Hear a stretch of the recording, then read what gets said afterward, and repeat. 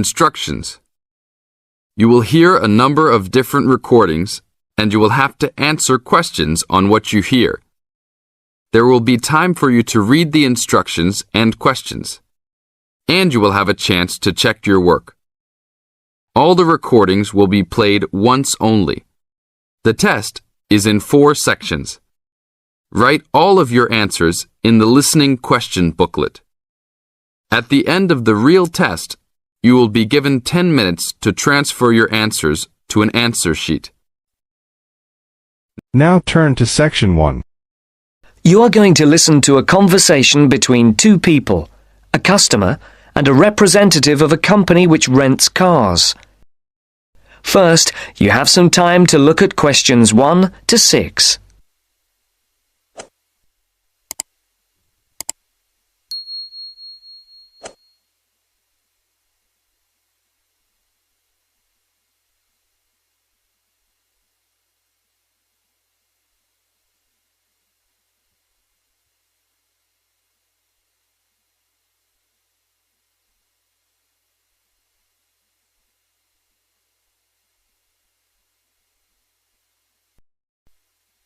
Now the test will begin. Remember, you will hear the recording only once, so answer the questions as you listen. Now listen to the first part of the conversation and answer questions 1 to 6. Thank you for calling Carline. So that we can best help you, can you please press the star button on your phone now? Thank you. Now choose one of the following 4 options by pressing the buttons on your telephone. Press 1 if you would like to make a car reservation. Press 2 if you would like to talk to someone about a car reservation. Press 3 if you would... Please hold while we put you through to one of our assistants.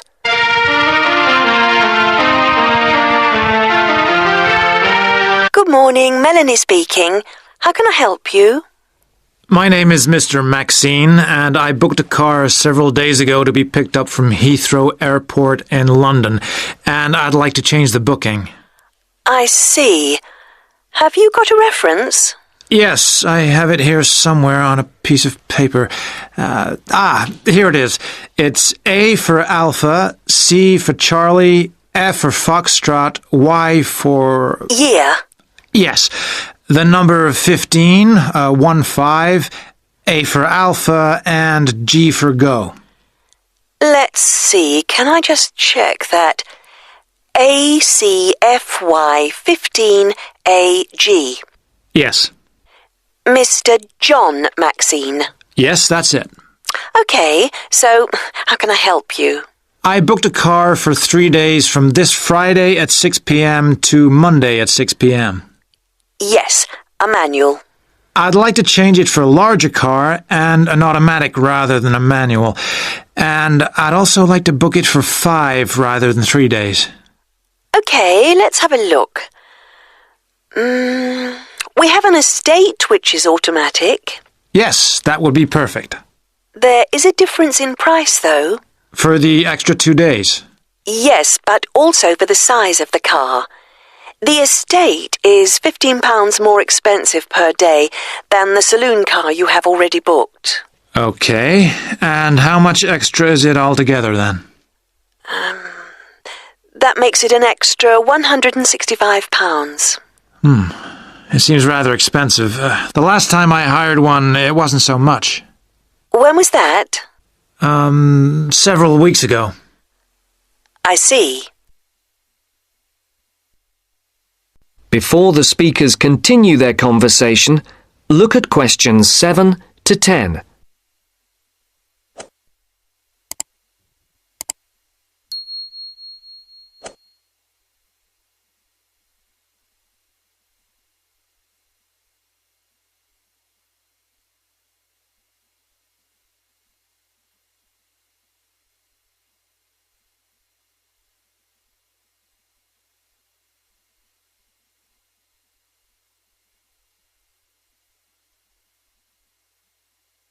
As you listen to the rest of the dialogue, complete the numbered spaces 7 to 10.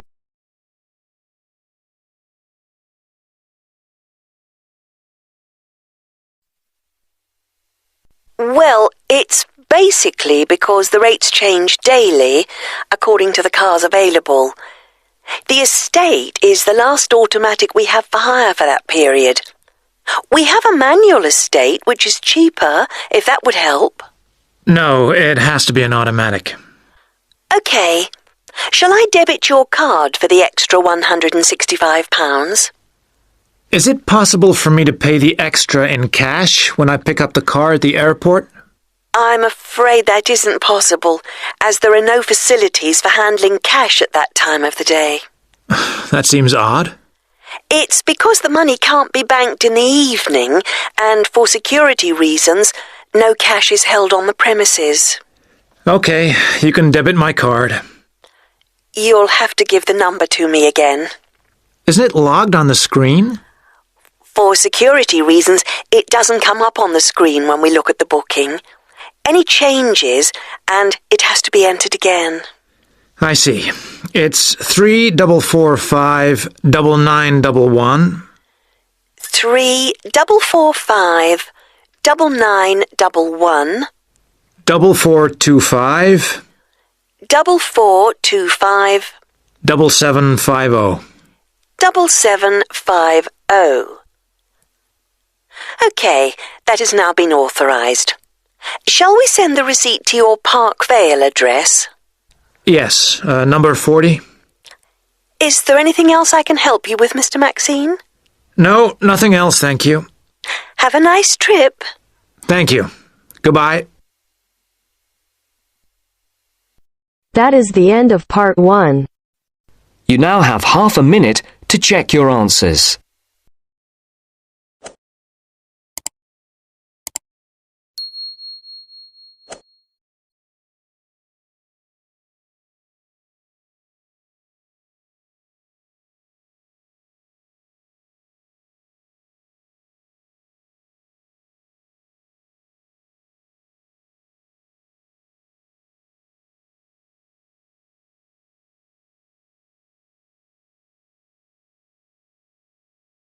Now turns to part 2. Part 2. You will hear a conversation between a prospective student and a university advisor about applying to enter the university. First, look at questions 11 to 13.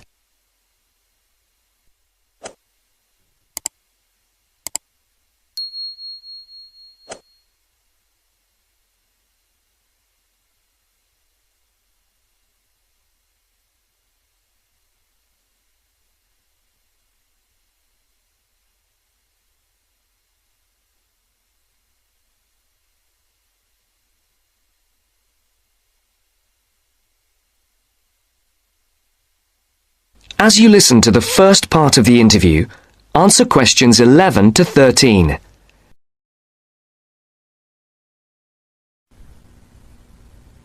I'm interested in entering your business administration program, and I'd like some information on how to apply. I'm a little concerned because I've been out of school for a number of years. That could actually work to your advantage. It's possible to get academic credit for work experience if that experience is related to courses in our program. I've been working in business for several years. How would I get academic credit for that? First, you'll need to read the university catalogue to see if any of the course descriptions match your specific job experience. For example, if you've worked in accounting, you may be able to get credit for an accounting course. So then what would I do? You would write a summary of your work experience, relating it to specific courses we offer. Submit that to the admissions office with a letter from your work supervisor confirming your experience. Now look at questions 14 to 20.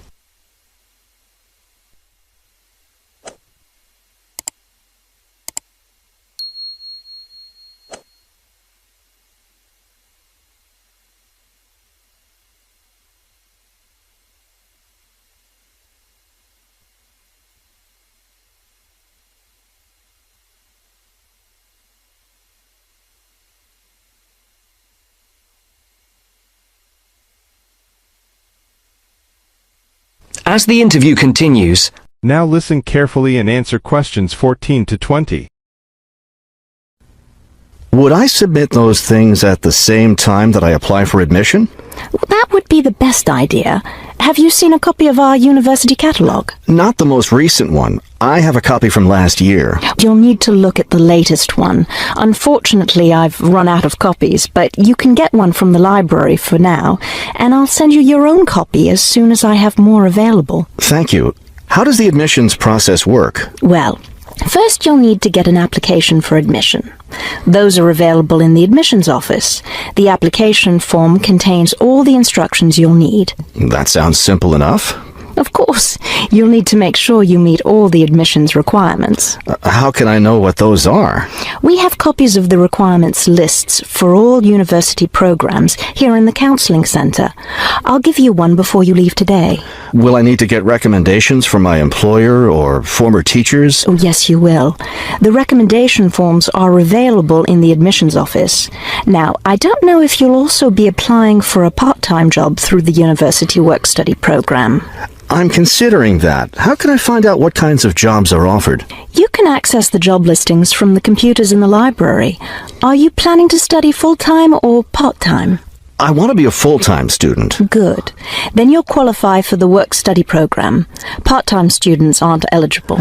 As a full-time student, would I be eligible for a free bus pass? No, unfortunately, we don't have those available for any of our students. However, you can apply for financial assistance to help pay for your books or for your tuition. I'd like to look into that. Do I apply for that at the admissions office? No, that's through us. You'll need to make an appointment with a counselor. That is the end of part 2. you now have half a minute to check your answers.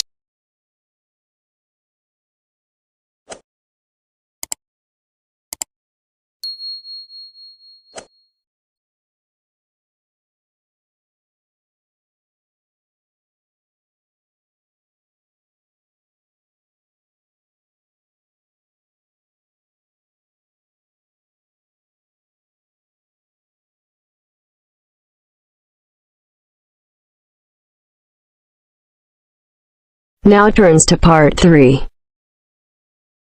Part 3. You are going to hear a conversation between an interviewer and a professor. First, you have some time to look at questions 21 to 26.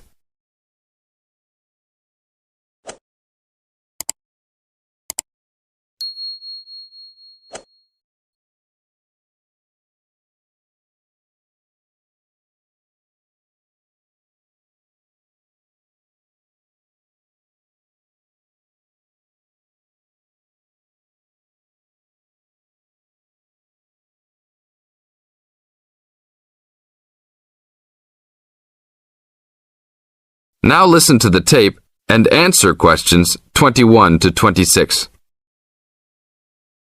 Today I'm here with Professor Nittick, who is our new university president. He has been a professor for 20 years and teaches many of the best classes on campus. I know many of you have had him as a teacher and know of his brilliance. Good morning, Professor Nittick. Thank you for stopping by the student station.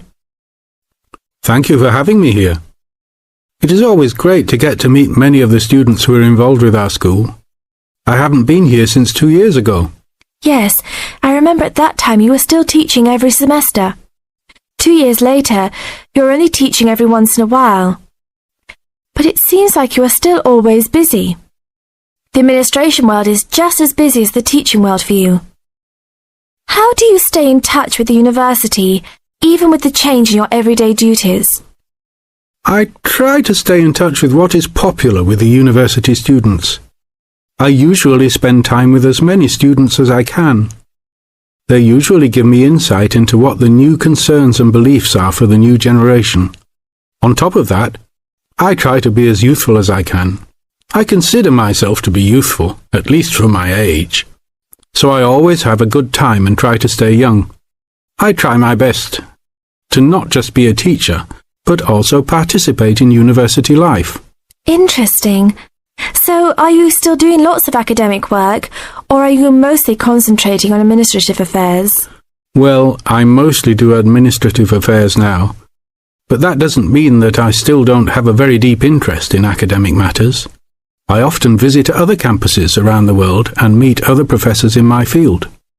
I learn the most by travelling and seeing the different places of the world and the different fields of thought.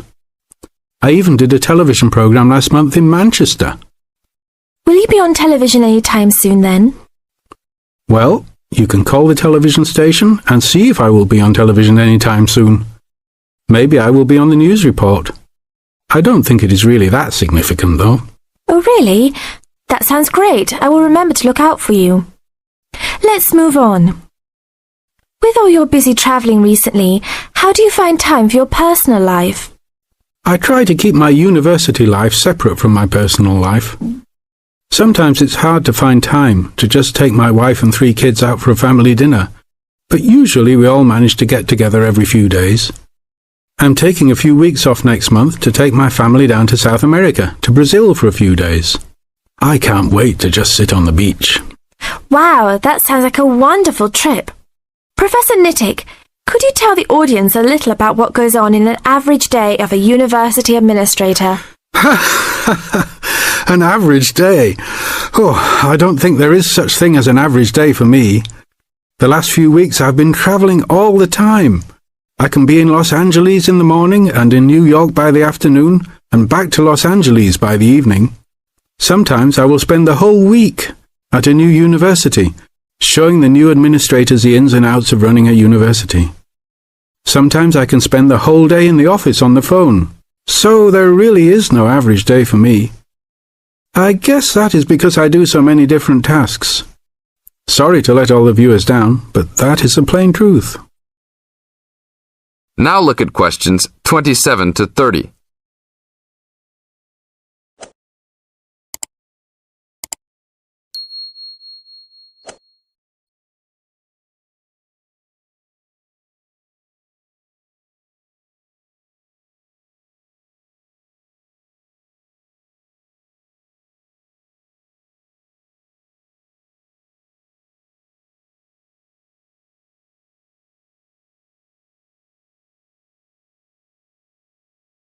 Now listen to the tape and answer questions 27 to 30.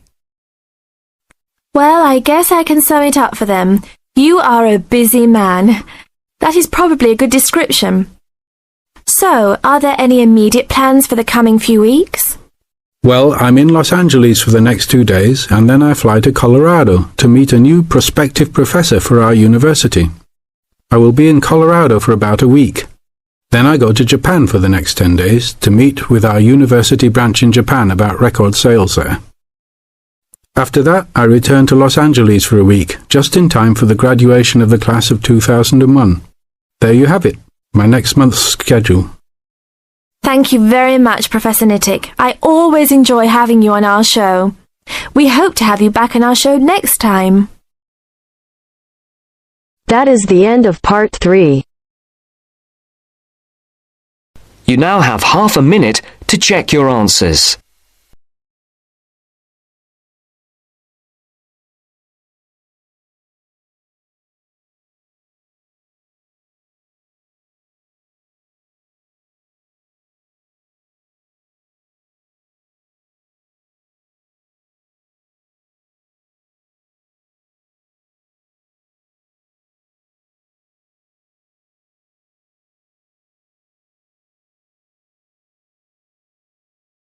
Now turns to part 4.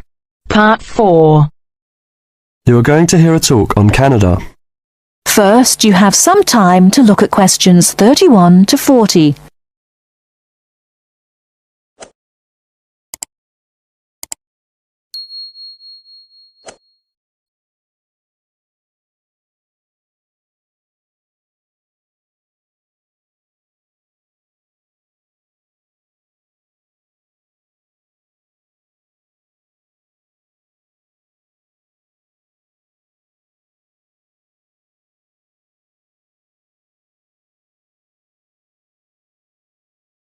Now listen carefully and answer questions 31 to 40. Good morning and welcome to this talk on Canada. Many people think of Canada as a land of ice and snow. They think of it as a young country with few inhabitants, a country of English-speaking white people. While some of this is true, it is also an inaccurate description of the country we call Canada. Canada lies in the northern half of the continent of North America. The most northern parts of Canada are sometimes called the land of the midnight sun, because at certain times of the year the sun never sets and is still shining faintly at midnight. This northern part of Canada is cold and mostly snow-covered all year round. Most of the people who live in this northern part of Canada are called Inuit or Dene. They were once called Eskimos. They are the original people of this land and are part of what are called the First Nation. As we move to the more southern parts of Canada, the land changes and so does the people. Moving from east to west in southern Canada, we travel from the Atlantic provinces of Nova Scotia, Newfoundland, New Brunswick, and Prince Edward Island. These small provinces with small populations border on the Atlantic Ocean. The land in these provinces is not very fertile, so fishing, forestry and mining are the main industries, although in some small areas, agriculture is also important. If we travel west from the Atlantic provinces, we come to central Canada, composed of the large provinces of Quebec and Ontario. Both provinces are rich in natural resources, have fertile land, and are the centres of industry for Canada's largest cities. Toronto and Montreal are found in these provinces. The province of Quebec is the centre of French language and culture in Canada. In fact, Montreal is the second largest French-speaking city in the world after Paris. Finally, in the far west of Canada, we come to the province of British Columbia. This province is separated from the prairies by the Rocky Mountains and is bounded on the west by the Pacific Ocean. British Columbia is often called simply the West Coast. British Columbia is an attractive place for tourists because of its mild climate, spectacular mountains, seacoast, and beautiful forests. Agriculture, forestry, shipping and fishing are major industries in British Columbia. The people of this land of Canada are as varied as its landscape.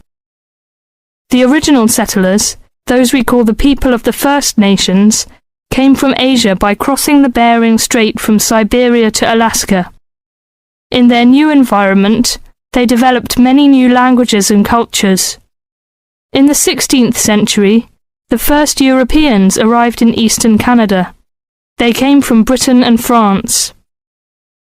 By making treaties with the original inhabitants, they gradually established colonies in eastern and central Canada.